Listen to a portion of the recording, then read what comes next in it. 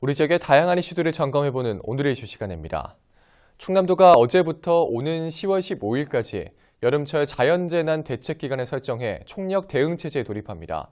충남도 김택중 자연재난대응팀장과 자세한 내용 짚어보겠습니다. 팀장님 안녕하십니까? 예, 안녕하세요. 네. 자, 좀 이르기는 하지만 여름철 자연재난 대책기간이 어제부터 시작이 됐습니다. 대책기간 설정하게 된 배경과 좀 어떻게 운영이 되는지부터 좀 설명해 주시겠습니까? 예, 최근 여름철 평균 기온과 수온이 지속적으로 상승함에 따라 국지성 집중호우가 빈번하게 발생하고 있으며 매년 두세 개의 태풍이 우리나라에 직접 영향을 주는 등 여름철 풍수의 위험은 계속 증가하고 있는 실정입니다. 특히 여름철 재해대책 기간인 5월 15일부터 10월 15일까지 5개월 동안 피해가 집중되는 시기로 저희 도에서는 풍수에 대비해 평상시에는 24시간 상황 근무 체계를 운영하고 기상특보가 발령이 되면 상황 판단회의를 개최하여 하천과 등 13개 협업부서들과 함께 비상근무 체계로 전환하게 됩니다. 그만큼 매년 여름철이면 이 자연재난으로 인한 피해가 적지 않다는 의미인 것 같은데 좀 어느 정도일까요? 예, 다행히 저희 도 같은 경우는 2010년 태풍 곰파스와 2012년 볼라벤 이후 태풍으로 인한 피해는 없었으나 2017년 7월 천안 지역의 집중호우가 인해서 공공시설과 사유시설을 포함하여 약 222억 원의 재산 피해가 나는 피해가 있었습니다. 또한 23세대 45명의 이재민도 발생하는 안타까운 일이 있었습니다. 물론 현재는 대부분의 시설이 복구가 완료된 상태입니다. 자, 그런데 이번 주말에는 이 초여름 무더위가 이어질 거란 예보도 있는데 여름철에 좀 특히 걱정되는 부분이 폭염입니다. 지난해에는 좀 사상 최악이라고 할 정도로 심각했습니다. 이 폭염으로 인한 인명 피해뿐만이 아니라 가축이나 농경지 피해도 컸었죠. 예, 그렇습니다. 지난 여름 사상 유례없는 폭염이 장기간 이어졌는데요. 우리 도의 경우에도 폭염 대책 기간 중 총 43일이 특보가 발효되었습니다. 피해 상황을 보면은 252명의 온열 질환자가 발생하였고 이 중 2명이 사망하는 안타까운 일도 있었습니다. 농작물은 벼와 과수 등 4,069헥타르, 닭과 돼지 등 축산물 159만 마리, 조피볼락 등 수산물을 21만 마리가 폐사하는 등 막대한 농축수산물에 대한 피해가 발생하였습니다. 자, 그럼 이런 폭염 피해를 최소화하기 위해서 좀 어떤 대책을 추진하게 될까요?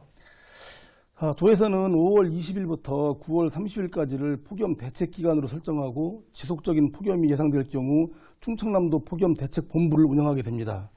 이 기간 동안 재난도우미 11,720명을 지정해서 독거노인을 포함한 폭염 취약계층에 대한 보호 활동을 하고요. 특히 무더위 쉼터로 지정된 4,427곳에 대해서는 재난안전특별교부세라든가 제9구기금을 활용하여 냉방비 등을 지원할 계획입니다. 또한 폭염 저감시설인 그늘막과 쿨링포구 설치를 위해서 현재 도비 5억 4천만 원을 15개 시군에 이미 배정하여 사업을 추진 중에 있으며 이 밖에도 폭염특보가 발령되면 재난 문자라든가 마을 방송을 통해 야외 활동을 자제 등을 유도해 나가고 있습니다. 자, 그러면 또 태풍이나 비로 인한 피해도 잘 대비를 해야 될 것 같은데 여기에 대한 대책도 있을까요?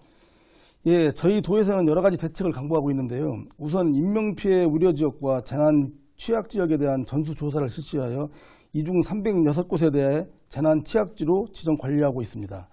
이 재난 취약 지역에 대해서는 공무원과 이통장, 지역자율방재단 등 복수 관리자를 지정해 수시로 열차 활동을 하고 있으며 또한 이제 비상 상황이 발생할 경우 신속한 상황 전파를 위해 도내 예경보시설이라든가 배수펌프장 60곳에 대한 점검도 완료한 상태입니다. 이 밖에도 취약 지역에 대한 재해방 사업을 적극 추진하여 위험 요인을 근본적으로 해소하도록 접근하도록 하겠습니다.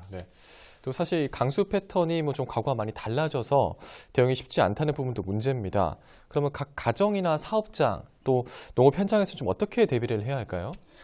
예, 사실 예측하기 어려운 국지성 집중호우가 발생 비율이 계속 증가하고 있는 실정이라 재난 대응에도 어려움이 있는 게 사실입니다. 우선 가정에서는 주변에 위험 요소가 없는지 살펴보고 가급적 외출을 자제해 주시길 바라며 특히 노약자 등 재난에 취약한 분들은 사전에 안전한 장소로 이동하시는 게 좋을 것 같습니다. 또한 농업 현장에서는 배수시설에 문제가 없는지 확인하시고 강풍에 대비하여 비닐하우스라든지 과수목의 받침을 단단히 결박해 주시면 좋겠습니다. 또한 공사장에서는 기상특보가 발령이 되면 바로 작업을 중지하고 떠내려가거나 파손의 우려가 있는 자재는 안전한 곳으로 이동하여 주시고 현장별로 수립되어 있는 안전관리 계획에 따라 조치해 주시면 되겠습니다. 자, 그럼 이제 마지막으로 도민들에게 좀 당부하고 싶으신 말씀도 있을까요?